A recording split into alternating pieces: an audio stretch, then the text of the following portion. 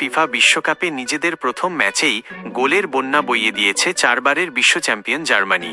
টেক্সাসের Houston স্টেডিয়ামে টুর্নামেন্টের নবাগত দল কুরাসাওকে 7-1 ব্যবধানে গুঁড়িয়ে দিয়ে গ্রুপ ইতে শুভ সূচনা করেছে জুলিয়ান নাগেলসম্যানের দল।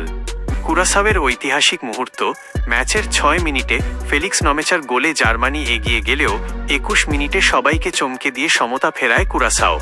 লিভানো কোমেনেনশিয়ার ডিফ্লেক্টেড শট ম্যানুয়েল নিউয়ারকে পরাস্ত করলে নিজেদের ফুটবল ইতিহাসের প্রথম বিশ্বকাপ গোলের বুনো উদযাপনে মাতে ক্যারিবীয় দ্বীপরাষ্ট্রটি। জার্মানির গোল উৎসব সমতায় ফেরার পর কুরাসাওকে আর কোনো সুযোগ দেয়নি জার্মানি।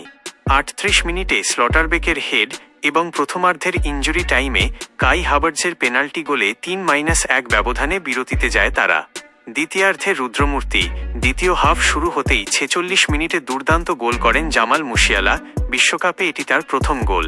এরপর নাথানিয়েল ব্রাউন, দেনিজ উন্দাব এবং শেষ দিকে কাই হাভার্টজ নিজের দ্বিতীয় গোলটি করলে জার্মানির 7-1 ব্যবধানের বিশাল জয় নিশ্চিত হয়।